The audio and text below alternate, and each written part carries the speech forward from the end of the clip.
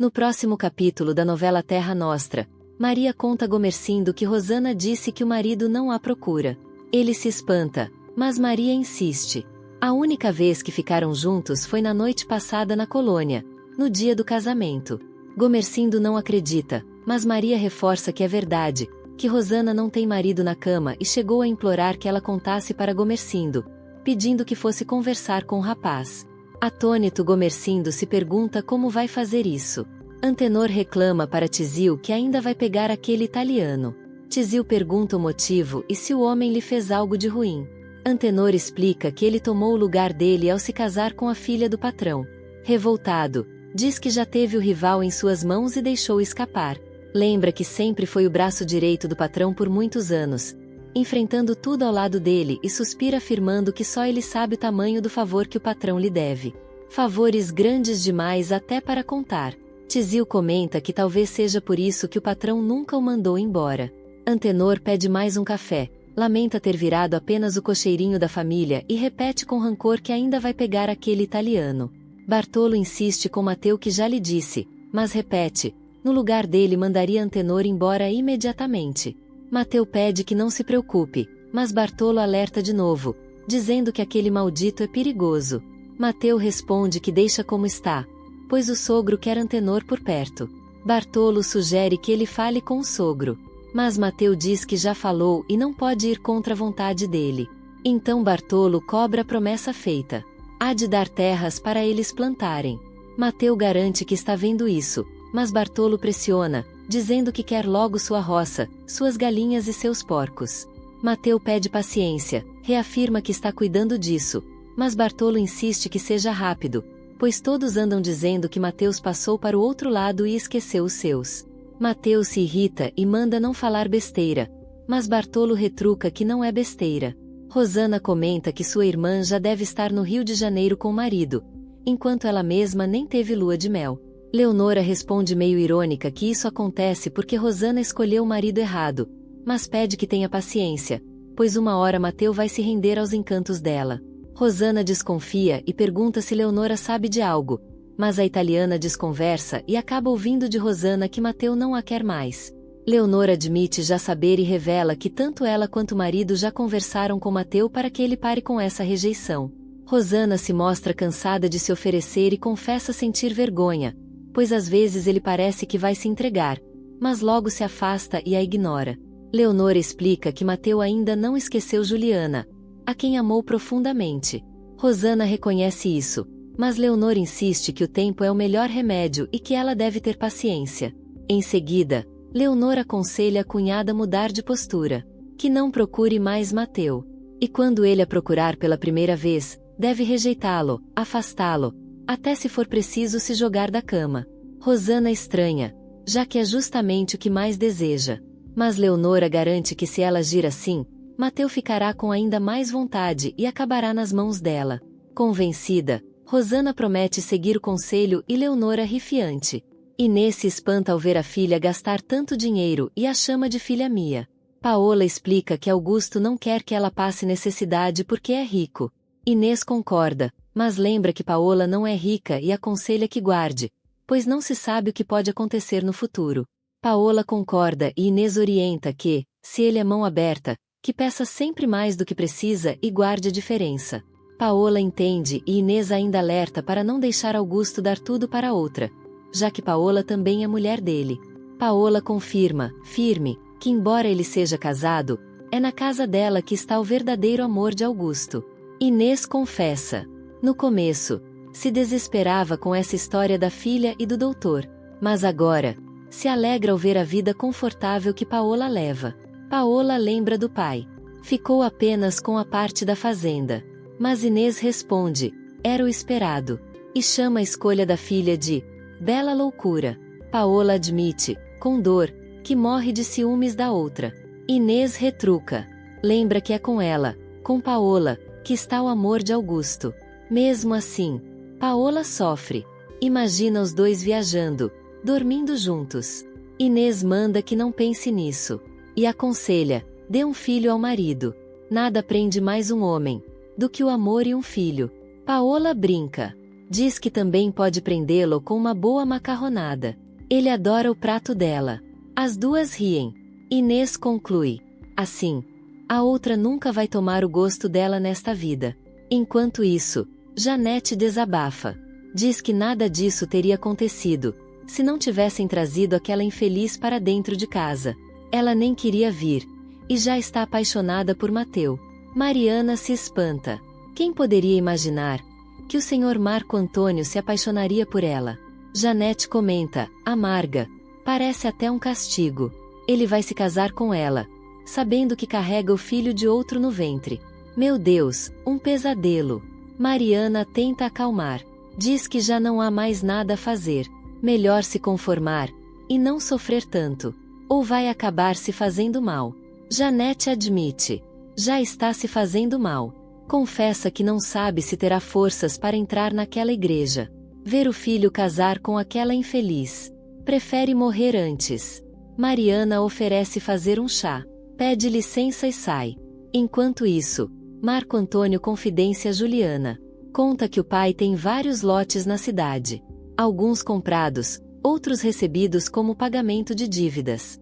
E garante, depois do casamento, vão escolher um para construir a própria casa. Juliana sorri. Diz que sempre sonhou em ter a própria casa. Ele garante que vão ter. E confessa: não quer morar ali por muito tempo. Conhece bem como é a mãe. Juliana afirma que a mãe não gosta dela. Mas ele rebate: não é isso. Seria o mesmo com qualquer outra. É ciúme de mãe. Juliana insiste. Acredita que a sogra esperava algo melhor para ele. Mas Marco Antônio corta. Para ele, não existe ninguém melhor do que ela. Ninguém. Ele se declara. Diz que tem a impressão de ter esperado por ela a vida inteira. Desde o primeiro encontro. Já sabia. Se perdeu de amor. E mudou a vida por ela. Juliana lembra que ele já contou isso. E recorda uma história do pai, lá na Itália. Dizia nas cartas que o pai de Marco tinha um filho no Brasil.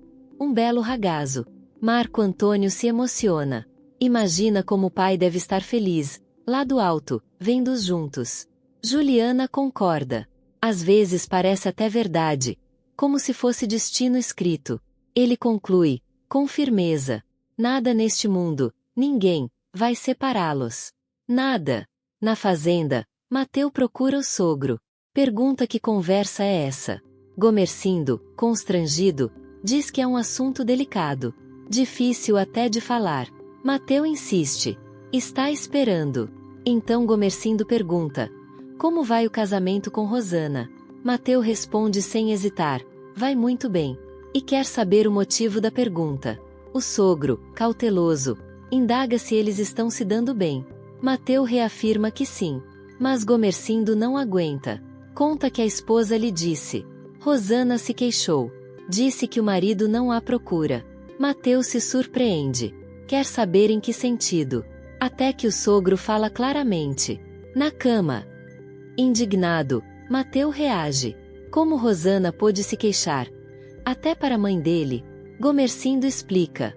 A esposa pediu que conversasse com o genro, para entender o que está acontecendo. Mateu suspira. Concorda com ironia. E encerra. Diz que esse é um assunto que só trata com a própria mulher. Pede licença e se retira. Juliana chama por Mateu. Pergunta onde ele está. E por que a esqueceu. Com voz embargada, confessa. Também queria esquecer, mas não consegue. Explica que quando o outro a beija, imagina que é Mateu. Mas quando abre os olhos, vem a dor profunda. Dor de querer morrer. Porque não é ele.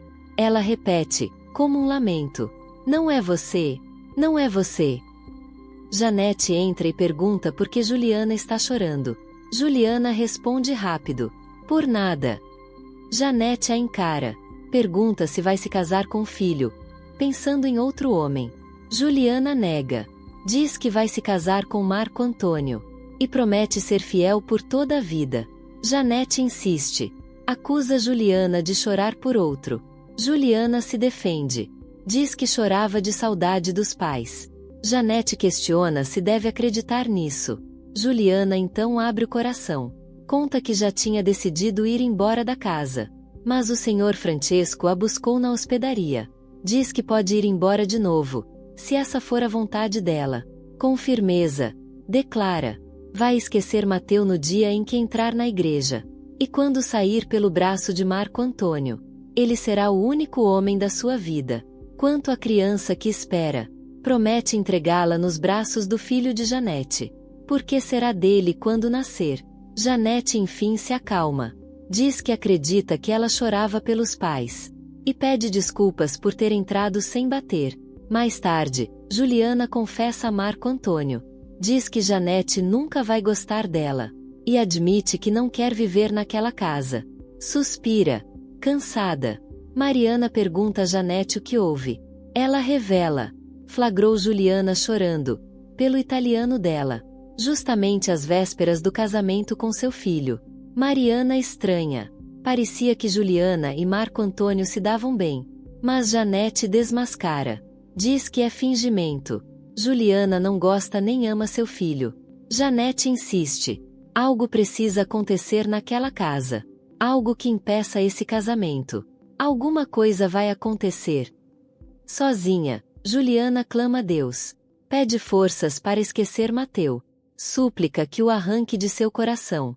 Mas se não for verdade, se ele ainda for dela, que venha buscá-la. Enquanto isso, Mateu confronta Rosana. Pergunta se ela contou algo à mãe. Rosana explode. E o que mais eu poderia fazer? Mateu responde. Diz que o pai dela foi falar com ele. Rosana grita. Quer saber o que ele esperava dela. Mateu desaba. Garante que não a ama. Não a quer. Admite que não desejava aquele casamento. Grita que poderia acabar com tudo. A qualquer hora. E viver a própria vida. Rosana encara. Pergunta se ele pretende ir atrás de Juliana. Mesmo sabendo que ela é casada. Mateu não hesita. Admite que vai. Porque Juliana é dele. Rosana ri, amarga. Pergunta se ela o ama tanto assim. Mateu confirma. Diz que sabe, que sim. Rosana ameaça Mateu. Diz que vão matá-lo se ele insistir. E implora que não a deixe. Mateu encara firme. Afirma que não se importa. Não a quer. E nunca vai querer. Ferida, Rosana retruca. Diz que também não o quer mais. Que perdeu todo o encantamento. Garante que nunca mais vai se queixar com ninguém. E ordena. Vai tomar banho, antes do jantar. Enquanto isso, Mariana aconselha Juliana. Pede que pare. Que pense na própria vida. Que esqueça o pai do filho que espera. Mariana lembra. Juliana teve muita sorte. Encontrou um homem como Marco Antônio. Disposto a tudo para se casar com ela. Um protetor como o pai dele. E o senhor Francesco a quer como filha. Juliana reconhece. Mas Mariana insiste. Então por que vive trancada chorando no quarto? Imagine como Janete se sentiria, vendo isso às vésperas do casamento. Juliana concorda em silêncio. Mariana continua. Se tiver juízo, a criança nascerá naquela casa como um príncipe. E é nisso que Juliana deve pensar. Juliana murmura que pensa assim. Mas Mariana alerta. Se o casamento não acontecer, e ela tiver que sair, sua vida e a da criança ficarão jogadas ao mundo. Juliana reage. Diz que pode trabalhar. Mariana corta. Não como criada.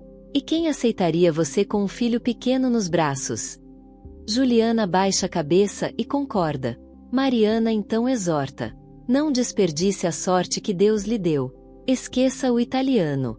Pois se ele amasse de verdade, não teria arrumado outra tão depressa. Juliana ouve, sentida. Mariana conclui. Ele já organizou a vida dele. Agora você precisa organizar a sua. Entre feliz na igreja, porque sairá dela como uma Magliano. Enquanto isso, Marco Antônio conversa com Francesco. Conta que pensou em fazer uma grande despedida de solteiro, mas desistiu. A ideia de uma noite de bebedeira já não atrai mais. Francesco ri. Diz que isso já é um milagre. Marco Antônio explica. Sua cabeça está só no casamento com Juliana. Reza todos os dias para que tudo dê certo. Francesco garante. Vai dar certo. Mas Marco Antônio teme. Acha que a mãe pode atrapalhar. Francesco reage, surpreso. Aquela não atrapalha nada. Mas o filho esclarece. Ela continua hostilizando Juliana. Francesco promete. Vai conversar com ela. E em seguida convida para jantar. Diz que está morrendo de fome. Enquanto isso, Inês comenta com Paola. Perto dali existe uma casa bancária. Paola confirma. Já viu. Inês acredita que é como um banco. Sugere que Paola fale com o gerente. Para guardar suas economias lá. Melhor do que deixar em casa. Paola estranha. Pergunta se a mãe já está pensando nisso. Inês explica. É mais seguro. Muito melhor do que esconder dinheiro dentro de casa. Paola admite. Não entende nada dessas coisas. Inês lembra. O marido dela entende. Mas ele não pode saber. Pergunta. E como você se apresentaria ao gerente como esposa, se ele tem outra? Decidida, Inês conclui. Vão até lá amanhã. Mas Paola suspira, amarga. Diz que nesse momento, ele deve estar nos braços da outra. No Rio de Janeiro. Inês fala com firmeza. Diz que, quando ele voltar, vai cair na cama de Paola. E aconselha que a filha pense nisso, sem se aborrecer. Enquanto isso, Angélica suspira.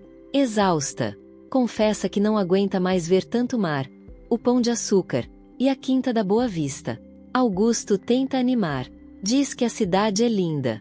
Ela concorda, mas desabafa. Prefere ir para a casinha deles, pois ainda nem a conhece. Augusto pede paciência. Promete que amanhã vão cedo a Paquetá. Angélica se espanta. Pergunta se será de barco. Ele confirma. Não há outro jeito. Mas ela insiste. Não quer ir. Ele pergunta por quê. Lembra que é uma viagem curta e segura. Angélica, firme, responde. Prefere voltar para São Paulo. Augusto aceita em silêncio. E, suado pelo calor, diz que vai tomar um banho. Ela pede que se troque no banheiro. Ele sorri, concorda, e sussurra. Logo depois, anuncia. Hoje não aceito desculpas. Não volto a São Paulo, sem tê-la como minha mulher. Assustada, Angélica ergue os olhos ao céu. Súplica pela ajuda da Mãe do Céu. Ele ameaça. Se for preciso, devolve-a ao pai. Em outro canto, Gomercindo conversa com Maria. Conta que tocou no assunto com Mateu. Mas Mateu o deixou falando sozinho. Disse que era um assunto dele e da filha.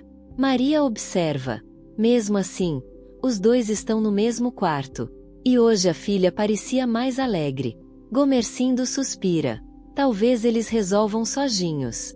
Nem faria sentido a família se meter. Maria então pergunta por Angélica. Ele tranquiliza. Diz que não se preocupe. Está melhor casada. E sugere que vão dormir, pois já é tarde. Enquanto isso, Augusto ordena. Manda Angélica se deitar. Ela ri nervosa. Pede que ele vá mais para o lado. Ele pergunta. Por que tanto medo? Ela nega. Diz que não é medo. Augusto insiste, rindo. Então o que é? Angélica admite. Não sabe.